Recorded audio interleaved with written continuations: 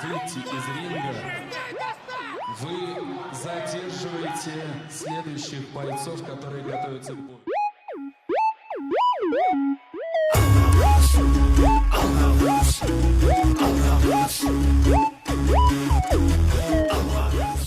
Казанда болып кеткен случай, ол не только основной Кыргызстан и башка СНГ боюнча аябай жүрөккө бардык элибиздин тийип кеткен нерсе болду.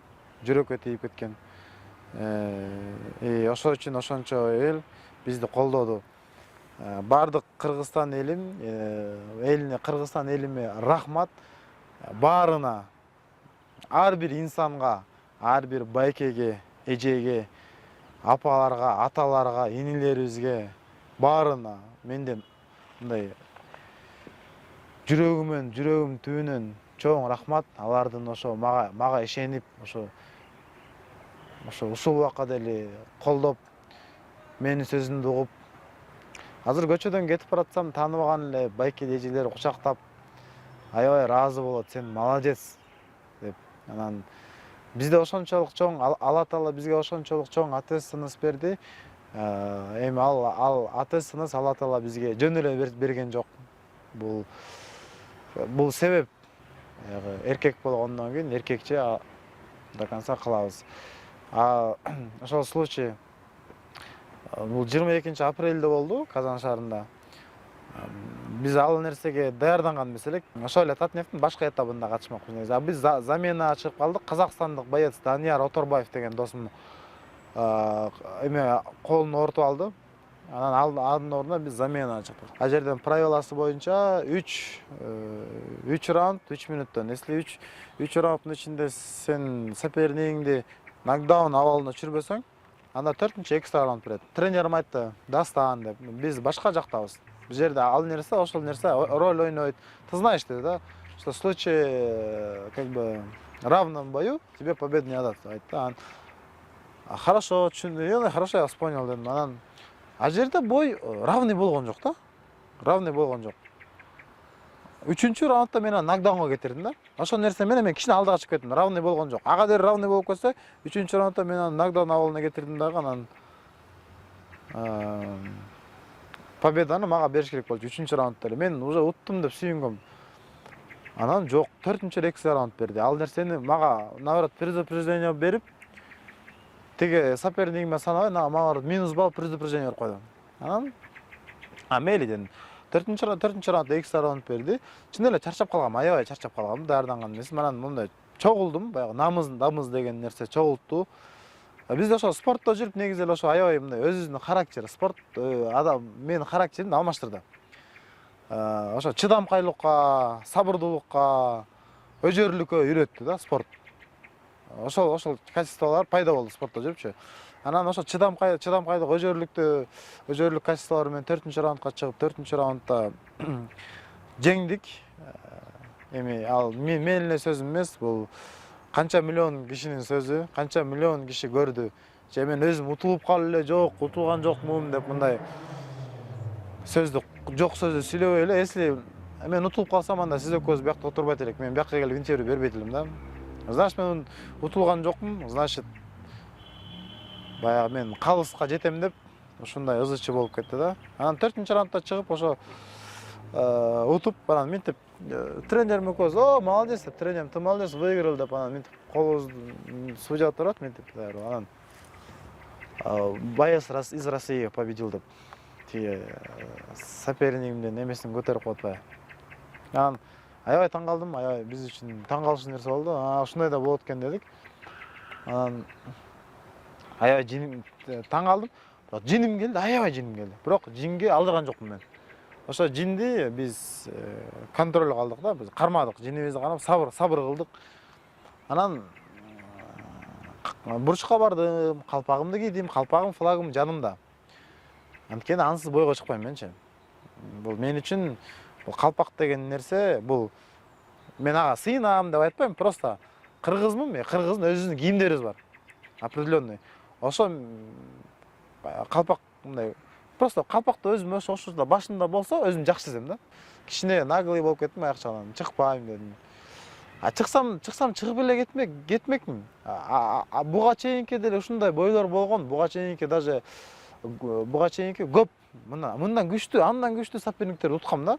Ошол эле Сильная Россия турниринде пояска мушташып, Руслан Бикменов топ эң Европада жакшы боецтерге кирет.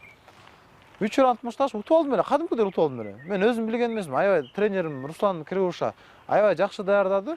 Анан баягы бербей койду, жөн эле мындай. Кадимкидей эле момундай. Ушундай эле случай болуп кетти, бербей койду. А жерден унчукпай чыгып кеткем. И нашоонча тиги Руслан утту, мен утулдум, болуп эле калып калды. Эч ким эч нерсе деген жок. Апелляция берилген жок. Бирок эми кичине өзүбүздүн эле чөйрөбүздө сен уттуң болуп калды, бирок эч ким билген жок. Анан бул случайда эми андай болбойт дедим да, мен ушу рингден мага победаны бергиле, жоксо чыкпайм дедим. Чыкпайм деп көгөрүп туруп алдым. Рингке көгөрүп туруп алдым, анан көгөргөн эле эмес, эми характер бул жакта намыз болду. Тренериме главный судья келип айтып атпайбы? Либо вы сейчас выходите, либо я вызываю охрану депчи. Анан вызывайте деди тренерим. Ошол үчүн тренеримди азыр биякта аябай ошо Кыргызстанга келгенде билин, тренерим аябай тренеримдин адресине аябай жакшы сөздөр. Тренериң молодец. Аябай мыкты киши, мыкты эркек экен. Тренериң жакшы эркек экен деп. Жакшы комментаторлор болду тренерим боюнча. Анткени тренерим да аябай мындай мен жакта болуп, мен жакта болбой эле, он выиграл деп, до конца монтип турду да, бутту деп. Мен эки эле сөз айттым охрана, не вмешивайтесь, это не ваше дело депчи, деп ошондой эки эле сөз айттым. Бирок ал нерсени дагы ошо организация тыны да бир нерселер бурмалап чыкты.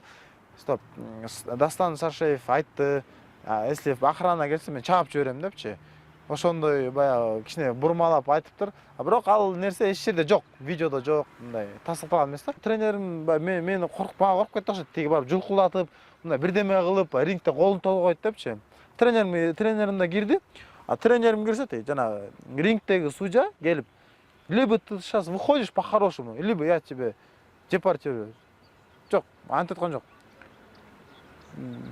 Да, ушундай эле словно айтты. Либо ты сейчас выходишь, либо мы сейчас тебя депортируем, типа так, ушундай маанинде айтты да. Анан баягы депортирую деген сөздү укканда, баягы кайнап турган каным ашык кайнап кетти. Аябай жинге алып элем. Чыкпайм, эми точно чыкпайм дедим да. Эмне кылсам ошол, эми точно чыкпайм дедим.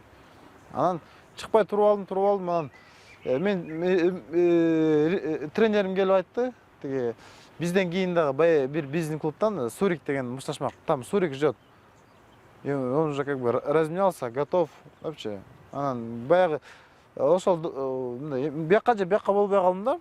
Анан хорошо дедим, мен чыгам дедим. Бирок мен чыкканга чейин микрофон берле дедим да. Десе микрофон бербейт. Ошончо мен чыкпай турганда, ошончо Татнеф аренада канча киши? Аябай көп киши. Видеодон эле көрсөтөр, ошончо мен Дастан деп кыйкырып, мени колдоп турат. Дастан, не выходи, стой до конца деп. Татарлар элестеткиле. Мен кыргызмын. Я хочу сказать, вы все видели, я выиграл.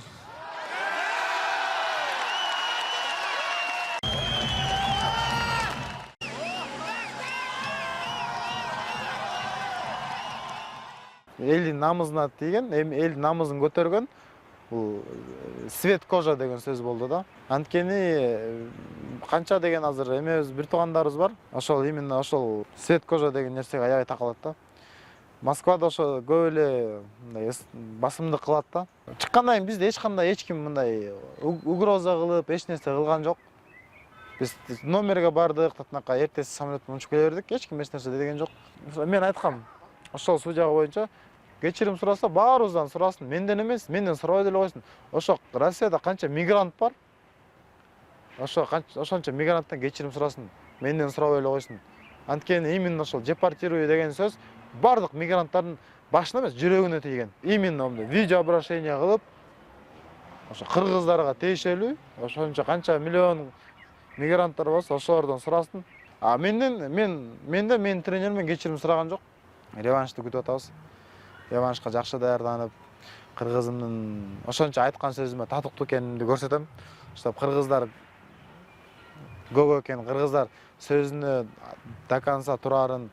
Чтоб кыргыз деген сөз не киргиз эмес экен, кыргыз экенин татыктайбыз да. Чыксам бир өлүгүчө мушташам, же колум көтөрүлөт, же башка нерсе болот да. Анткени бул жерде уже менин эле интересим эмес, баарын СНГнын интереси да. Эми билбейм кандай нерсе болуп кетет. Просто ал нерсени мен даже ойлобойм, анткени башынан мен утам деген настрой мененмин да. Мен утам. Мен утушум керек. Кыргызым деп күйгөн жигитмин. Кыргызстандан төрөлгөм. Өлсөм да Кыргызстанга келип топурагым коюлат. Жашым 26-да. 5 бир тууганмын, кичүүсүмүн.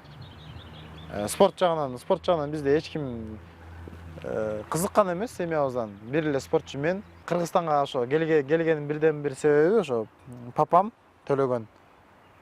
Атам баягы бойду көрүп, аябай жинденип, мам чалып айтты. Папаң ары бери басып эле, баягы жинденип, баламды ошо чет жактан утушун бербей койду деп эле өзү менен өзү сүйлөнүп эле жинденип, дагы эле жинденип жүрөт депчи. Анан ошол сөз аябай жүрөгүбүзгө тийди. Анан эч нерсени караган жокмун, анткени атага сүйүү башка, энеге сүйүү башка. Мээримдик сүйүү.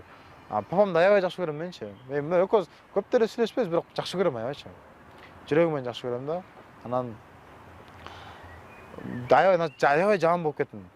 Анан эч кандай мен жепарт болгон жокмун, мындай көп эл ойлойт бул жепарт болуп келди депчи. Жок, эч ким мени куугумтаган жок, өзүм келдим.